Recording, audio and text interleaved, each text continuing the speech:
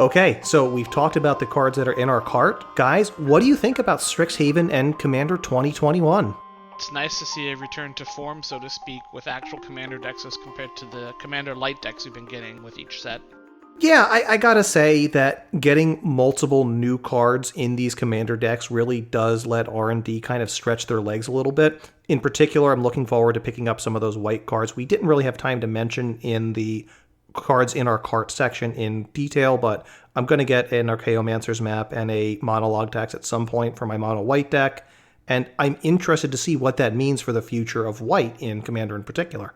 It's one of the things, like Akiri is a deck that I have together because it's low investment in terms of what I need to keep her going, and I own a lot of the decent artifact equipment that just sits in a binder otherwise. So I just kind of I want to have a place to put them. It's a casual enough deck to play. But as more cards are released, kind of like Archaeomancer's map, where it's kind of shoring up some of the detriments that Boros has in terms of land, and as Red is starting to introduce more of these effects where you have card draw in the form of exile in the top card of your library and things like that, it's definitely a positive shift for the color combination for sure. One thing we didn't touch on in the individual card discussions is just how freaking awesome the Mystical Archive cards look. I love these. The frame, the art, Yes. the fact that Yes. they're weirdly cheap right now for, Magic cards. I mean, they're still whatever. But, some of the, I think there's 3 that are over $10 right now. Demonic Tutor, Tainted Pact, and Teferi's Protection. And everything else is like $10 or under. The Dark Rituals are like under $1. Lightning Bolt's a couple bucks for like these fancy premium printings. Compare that to, I don't know, like Secret Layers where they're, $10 for a card with no art. Yeah, these are really, really nice. I hope to start upgrading a few staples in my personal collection to Mystical Archives. I just think they look so good, and as a premium version of the card, I am pleased to see them being so widely available. And the etched foiling is really subtle on them. It's a really nice effect, and it's kind of a definitely step in the right direction from what Commander Legends were, where the etched foiling was like to such a degree where it kind of looked kind of cloudy. This is a much more refined way of the etched foiling on them. It looks really nice. They do also have normal foiling of it if you want to have a card that has less subtle foiling, but just like the whole card is foiled in the traditional sense. And I opened a few of those in my pre-release kits. And just like War of the Spark, the Japanese or international variants of them are just running significantly higher dollar value than the US counterparts. Demonic Tutors at almost 250 for the etched foil. But man, the art looks sweet. I have to echo, someone else said recently that the Mystical Archive Japanese variants are the single most stunning Magic cards this person had ever seen, and I have to agree. I don't think I want to own any of them as cards, just I'm not fluent in Japanese, and I like to be able to read my cards. I look at them as basically an alternative form of a textless card, like the full art lightning bolt or whatever. I can't read these either, but I'll know that the one with the badass black and white art that is a big spooky oni, like that's Demonic Tutor. I mean, two of some of them kind of have like an anime-esque theme, which doesn't really do it for me on Magic cards. But I mean, if we're gonna do shoutouts like that, both the U.S., American, English Mystical Archive for Whirlwind Denial and its international counterpart both look gorgeous, and the Japanese Crossing Grip looks phenomenal. And while we're on the subject of textless, the art cards for the Mystical Archives are actually oriented vertically. So I'm holding the Cultivate in my hand right now, and it essentially looks like a full art textless Cultivate. And it looks absolutely gorgeous. So you inclined I haven't seen any of those in person yet. Are you inclined to maybe use some of those as replacements in the deck for the actual card itself? I'd be okay with that. Absolutely. I would be tempted with it because they are just so pretty, but not gonna lie, this Cultivate, I am just eager to put this in the back of a clear sleeve and then use it as the back for a Karametra deck or something like that. It just looks that good. Also, because I hadn't looked at all the Japanese cards I'm missing now, the Japanese Natural Order is phenomenal. Holy cow. That looks amazing. The art on those is just so incredible. I do think I'm going to pick up some of the art prints just for my walls. I need to start doing that. I have an entire house to put with magic stuff now. Get on it. Maybe we can get originalmagicart.store to sponsor Maybe. us. Well, you had a higher investment when we were at Magic Fests, when we can actually go places in person getting signatures and stuff like that. So maybe I'm going to put a higher premium on getting prints while when we go to the next one, so I can start hanging up in the office. Well, aside from the prettiness of the mystical archives, there were some other cool things happening in Strixhaven.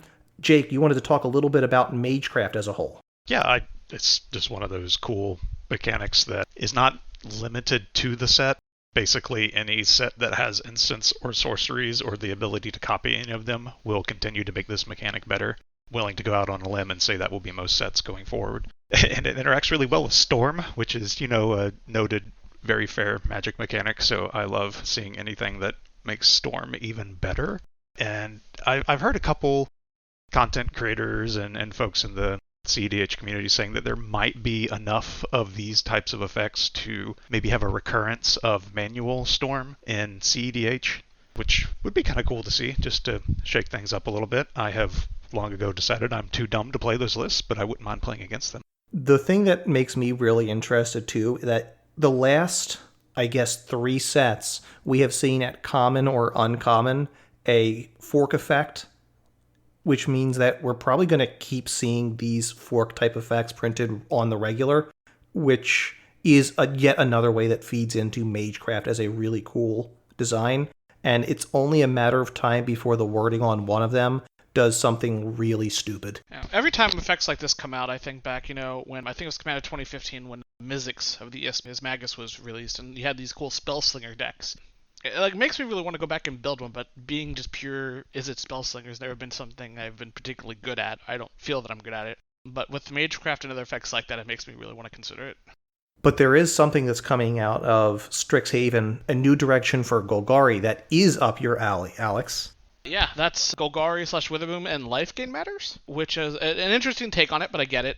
I mentioned this multiple times through the videos. I still have nothing to show for it. Is the 2 elf shells I'm working in. One's like an Abzan list, and the other is a Teamer-based list. And it'd be interesting looking at effects from Witherbloom for life gain with things like Aetherflux Reservoir and Elvish Wellwisher and stuff like that. We can generate enormous amounts of life and then kind of leverage that. I'm not sure how I'd make that happen, but it's something I want to try. And then there's a couple of cards in Witherbloom in particular in this set, which pay you off in mana or card advantage or board position for gaining life. Which is, I agree, a cool direction to see them take the traditionally graveyard-oriented black-green color pair. Definitely, like being able to tap for X, where X is the amount of life you gain per turn, is a big one. And I believe the card in question, I'm slipping it, Future John, throw it up on the screen. Bam. Done. Perfect. Fits in. It is mono green, so it can fit into a shell like that, or it can just fit into Tristani decks. We have a friend of ours, Ryan, who plays a Tristani deck, or used to, where there was incidental amounts of life gain, where you can just tap for 20. And then I'm also really excited to see the new direction for Boros / Lorehold. Just more cool stuff. Alex, you already mentioned just the increasing amount of the exile-based impulsive draw effects, which are cool. I already gushed about a few of the things I'm interested in seeing from White, as White is changing its direction. It's kind of cool to see what is traditionally just the low-to-the-ground attacky color also have some interesting graveyard synergies that fit in well with the themes of that color pair. I was really happy with playing with Lorehold cards in our mini pre-release, and I'm just eager to see what that means for Boros color identity moving forward in Commander. And out of all of that, I'm actually curious about, I think it's Commander 21 Commander, where it cares about artifact creatures and things of that nature. So I'm curious to see if there'd be something in the future for that, which is traditionally a blue-esque thing. Hang on. Bam! Now we got it. Future John to the rescue again. But something that could be interesting. It's like, can I maybe do something with that and like Goblin Walder and things of that nature? There's a lot there to unpack.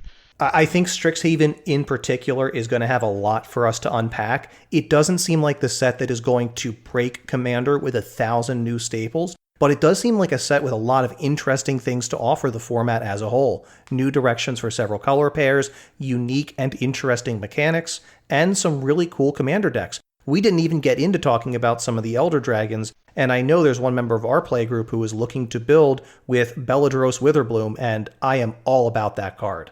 Any other closing thoughts on Strixhaven before we get to our favorite part of our episode? There's actually one mechanic we didn't touch on at all, but it's a new evergreen mechanic. So ward, which is the keyword that whenever this creature becomes the target of a spell or an ability an opponent controls, counter it unless that player pays the ward cost. A lot of the times it is mana. There's a couple that are having to pay life.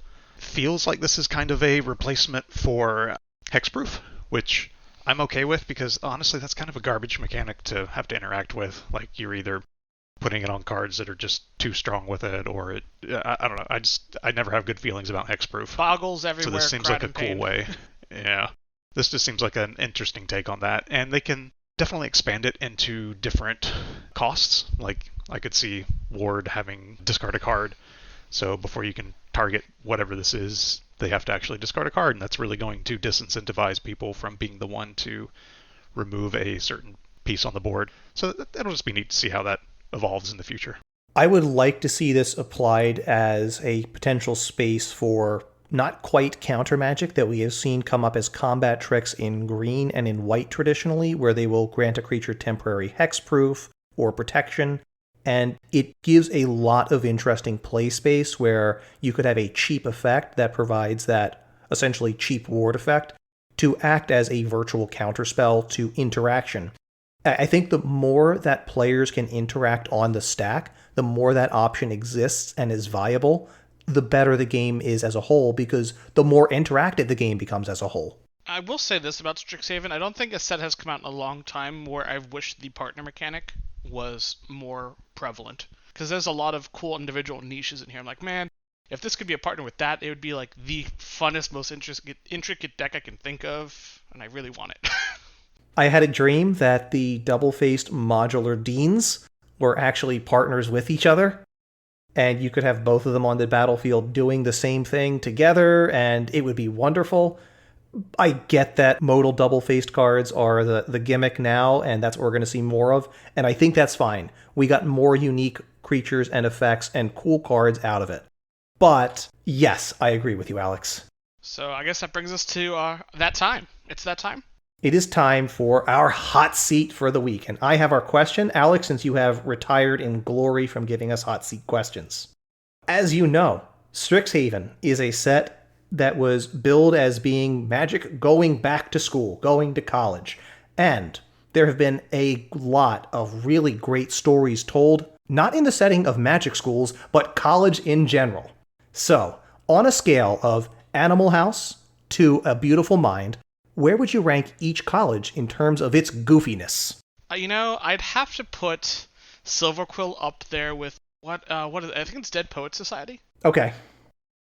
I can definitely see Silverquill as Dead Poets Society. It's either that or the far opposite spectrum is like link it to, what's it called? Pitch Perfect, which is technically a college movie. I definitely thought Silverquill as not quite college, but high school. Just they're a little bit more juvenile in my mind. It's angst. But Rushmore. Yeah. With just all the drama and the drama. just the drama. I know, we're waiting for the person to make the obligatory Community reference. So far out of everything you guys have talked about, I have seen Community. I mean, there is one card specifically in this set that reminds us of Community, doesn't it? It's one of your favorite art card, Jake. So I pulled the Faithless Looting Mystical Archive and found an appropriate Dean image that could probably just go straight on there. Future John, make it happen. I feel like, Prismari could maybe be kind of Community, where they think they're all that, and it's actually just antics. So from their perspective, it's like this crazy, advanced magic that they're doing, and then from outside perspective, it's just complete chaos. I can definitely see that one. Honestly, so where does Witherbloom fall? I have no idea, because it's kind of just like dark and depressing. Maybe A Beautiful Mind in terms of how fun and wacky and goofy it is, or lack thereof. I don't know. Look at some of the flavor text, like on Unwilling Subject, and it is the uncommon legend Dina saying, "Look, it was either this or you were food for a dog." All right, okay, fine. The Faculty. Okay. Fair. Sold. Right. Okay, so that leaves. I do not see enough movies. That leaves Lorehold. Yeah, that leaves Lorehold. So where does Lorehold fall in? Like, the first thought that comes to my mind with Lorehold is the old joke about PhD students graduate students being used as expendable cannon fodder with exploring dungeons and tombs. I was thinking like maybe like a young Indiana Jones. It's not really collegey, but it's the first thing that comes to mind. I mean, they are definitely Indiana Jones inspired. They are archaeologists going back, and instead of just like looking, they're just opening the Ark of the Covenant and asking the horrible monstrosity inside what happened here. You know what? Pick any sci-fi / action movie that involves a group of kids going into something they should not be doing and unleashing something they should not have unleashed, and that's Lorehold. All right, I'm in for it. So, Legally Blonde. Sure. On that note, guys, I don't think we can tie this up in any prettier bow than that. Hey, why don't you out there in listener land let us know what you think? Where should these colleges fall in our obviously correct rankings of the scale of Animal House to A Beautiful Mind? Tell us in the comments. Leave us a message on Twitter. We are at GemstoneMineMTG. Send us an email. We are gemstoneminepodcast@gmail.com. Until next time, though, I'm John. I'm Alex. And I'm Jake. You can reach the crew from Gemstone Mine on Twitter at GemstoneMineMTG or send us an email at gemstoneminepodcast@gmail.com. On YouTube, we're Gemstone Mine Podcast. Be sure to like, subscribe, and hit the notification bell.